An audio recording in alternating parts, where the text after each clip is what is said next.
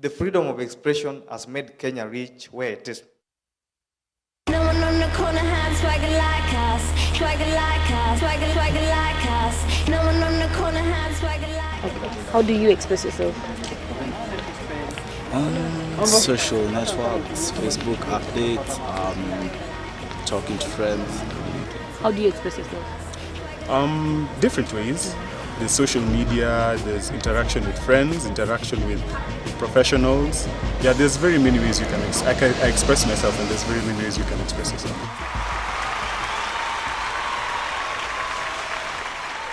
Right. Good afternoon, everyone. Welcome to Skika. I'm Christine Kimani, and today we'll be talking about freedom of expression as it relates to the media and the youth that consume it. So I have 4 guests in studio. Karibuni sana, plus our studio audience. Thank you very much for being part of Skika. So our 4 guests will share their views concerning the topic of discussion. So stay tuned to see who leans more to your type of thinking. Now, all discussions will be based on material and facts based in public domain, so you can visit our forum on Facebook and our Twitter handler.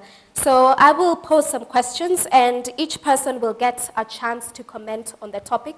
So I think without further ado, let's begin. I'll start with you, Josephine. It's no secret, in order for one to express themselves, one needs an identity. And this identity in some ways is determined by the media. Do you agree with that? I totally agree with this, because a lot of people who are our age tend to look to media personalities as a way of modeling what they want to be when they grow up. So you have artists, whether they're rappers, or you have, personalities in the newsroom. All right, Rhoda. To some extent, it will give you some insight on what you have to do or what you like to see. But then what you see in the media is limited to what society you live in. Because I'll see some lady maybe dressed in some skimpy clothes, and I wear that, my mother won't let me leave the house. So yes, I want to emulate what I've seen in the media, but the society will put laws and infringements according to what the society needs, not what I see in the media. So the society will limit you. Yes. Right. Edwin, do you agree? I believe that whatever we see is not actually what we are going to decipher and take it in. Because I believe when we live in a popular culture where everybody sees that that's the kind of the dress code we need to have, or that's kind of the lifestyle we need to live, basically I don't think that can actually judge how we perceive things. Somebody can be limited in terms of resources, or can be limited in terms of culture, because you can see an Akorino going to school and taking it through to the secondary schools. And when now we try to relate that all, maybe we see that only those people who can wear a dress and make hair is only those people who can study. No, I don't agree with that. Thank you very much. Edward? I tend to believe that media is a very powerful tool when it comes to shaping everything that we do. We consume media, we eat what the media tells us to eat, we dress the way the media tells us to dress. So I think media is a tool that most of us tend to take directly what it gives us. Today you'll see a dress pattern in the media. Tomorrow you'll find people on the street wearing it. The media sets the agenda of the day. Okay, thank you. Rhoda, according to you, what avenues are currently available to the youth to express themselves effectively? Social media is what most youth are using these days to express themselves. But then when you come to such things as community media, they could, but it's also limited because there's a lot of gatekeeping that goes on according to what media you use. Do you think the rise in technology actually makes it easier because everyone can now access the net, so social networks becomes... Definitely. Okay. Josephine? People haven't forgotten about the older types of media. Okay. For example, the radio, which is still very much in use now and is being enjoyed by very many. Edward? I think when we look at the mainstream media, radio is a very instrumental tool that is informing the youth. Like today, you find that at least everyone is listening to radio at all the times. Then when we look at the social media has become a very powerful tool. Something happens while the media wants to kill the story, when the mainstream media wants to kill the story, it is all over in the social media. So I think social media has revolutionized the way information reach and the way the youth share information. Okay. Edwin? Another alternative way that young people also communicate, I can also say of part that they come together, form a youth group, and then set up a community radio. That's also a way that they communicate to themselves. And there is a traditional media where they form theaters, and they go to theater rooms and then perform. That's also part of media that we cannot leave untouched. So let's go to the urban and rural areas. I'd like to ask you, Rhoda, do the youth in urban areas get a better chance to express themselves in the media compared to the youth in rural areas? I believe they do. But then to some extent, the youth in rural areas are more constrained with the retrogressive behaviors that go on in their culture. So you'll find that, yes, they do have the mobile phones with the internet and all that, but then they try and hide it because maybe in the environment that they live in, it's not conducive to them having access or using such media to express themselves. Okay. Edward?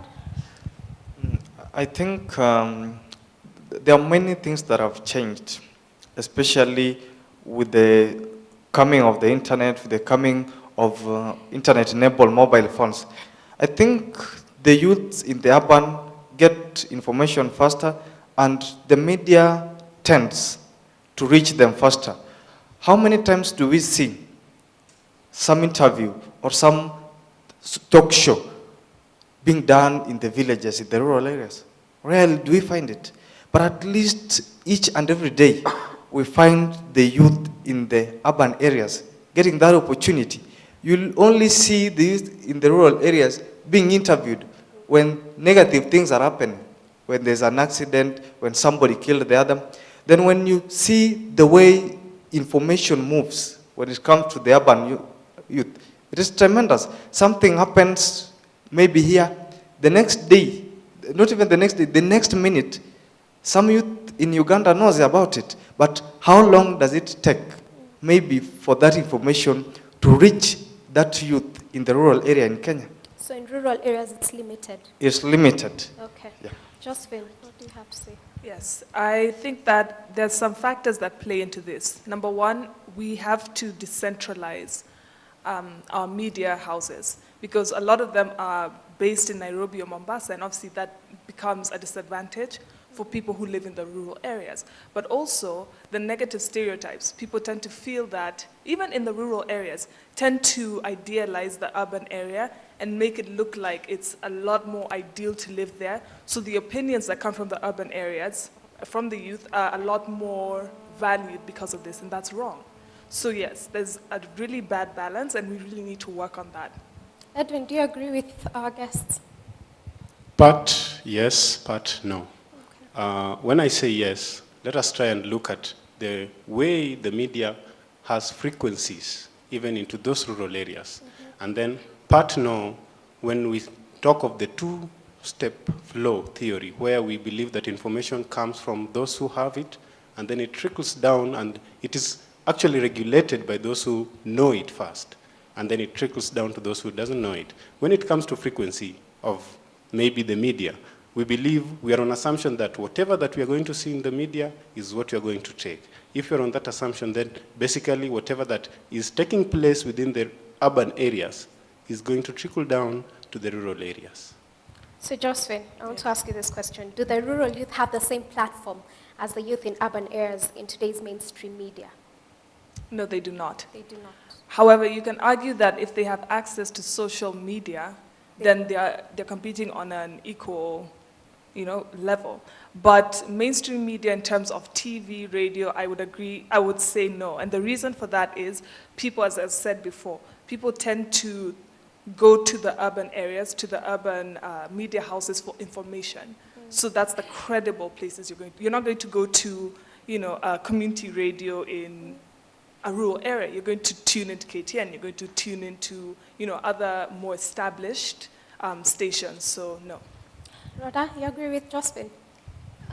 Yes, I do, but then I also think it's because the society that we live in currently idealizes, like she said, the urban-based media and urban youth and everything to do with urban things. So the rural youth also tend to look up to the urban things, and when you try and bring them, like idealize them, or we're supposed to use the media to also show their part of the world and not make them feel less of people, I guess.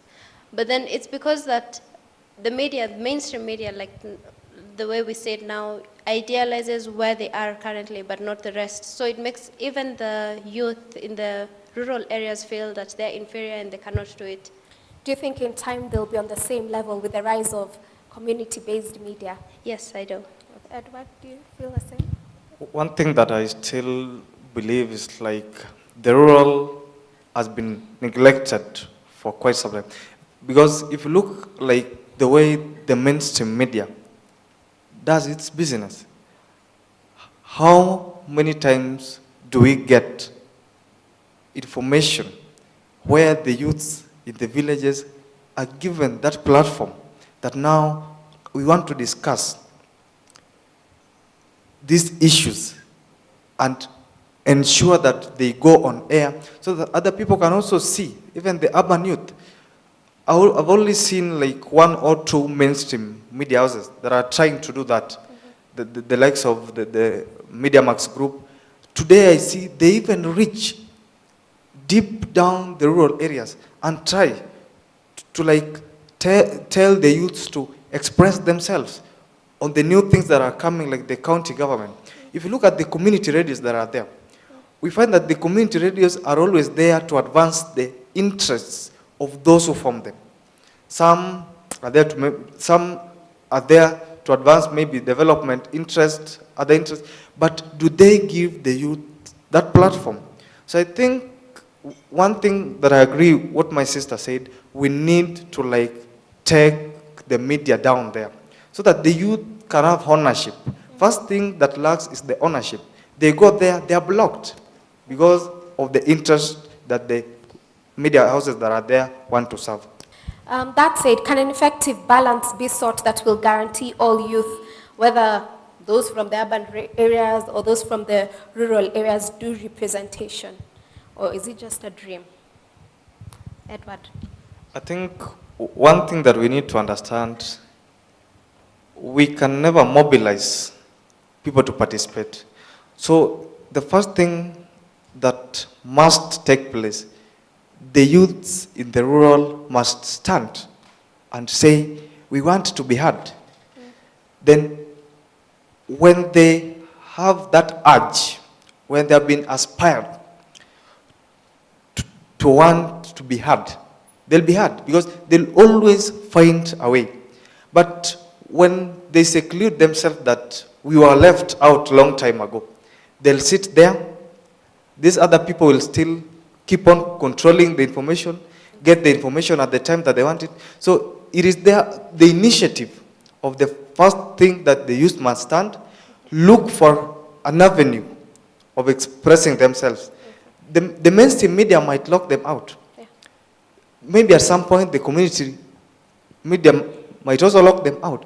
But at least they should strive to come up with an alternative media. I like something that has been going on and is really going to change the political game in this country. The graffiti. When you go to the town today, you will see a very creative youth who has come up with a very unique way of telling the leaders that it is time we must end impunity, we are tired of bad leadership, and they are being heard. It forced the mainstream media to go and follow it. It never followed the mainstream media. So the youths must rise and say, we want to be heard and find an alternative way.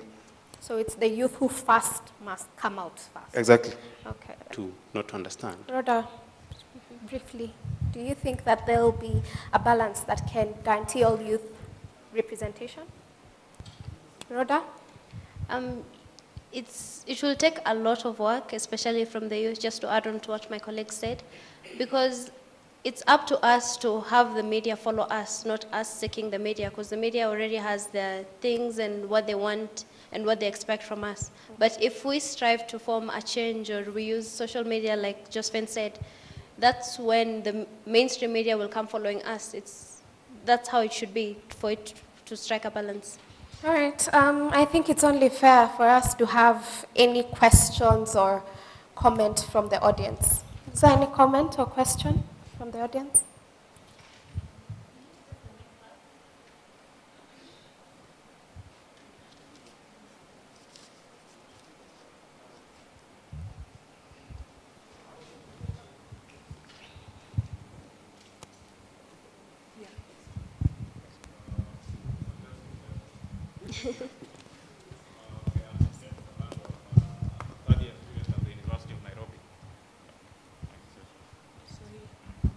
So, okay, I'm James from the University of Nairobi. I'm a third year development communication student. So I've seen the way you have spoken about the media that are available to the youth. But I was just wondering, because the youth are so much seen to be wasting their time, for example, in social media and not being so creative. And it's like the social media has really taken some good part of their time that could have been productive. So I was just wondering, could you maybe make us understand how this negative aspect has affected the youth and maybe to what extent? The negative aspects of social media. Yeah, to the youth. Okay. Yeah. I'll take that question. First of all, when we try to understand what social media does, we believe that there is some part of indiscipline, I can call it indiscipline, that we play as young people. That one I mean not sleeping. You spend your time on the social media. So by the time you're supposed to concentrate on your other duties, you are asleep. So that one is a bit, we can say it's not striking the balance. And then when we talk about the social media, there is the social media for development, and then there is the social media for fun. Yeah. We have for fun, by that we mean we chat and we talk about our stuff. And then there is the social media for development. That what happened in Egypt, that is an example of what I'm trying to say. So when we try to bring in the issue of the negative effects of the social media, I can just relate it to being not minimizing yourself to only friends and like stuff. Does he answer your question? I do have to add something onto that. As much as there are negative aspects to social media, there are youth who are actually using it to build themselves up. A lot of the businesses that youth start off with, they use Facebook and Twitter to publicize it. It's a lot cheaper for them. So there are negative aspects, but I think it balances out when you look at what people can get. And so I think it's up to them. And actually, I must point this out, with any type of medium, there are always going to be disadvantages and advantages. So it's up to the individual. I don't think we should generalize and say the youth are using. We should say those who are exploiting it for, well, in a negative way, that's, what you get, the negative effects of that, wasting your time. But there are youths who are actually using it and doing incredible things. And those are the people we should applaud. Okay. Hi, my name is Mercy from USIU. I am a fourth-year student taking print journalism. I have had a very interesting opinions on how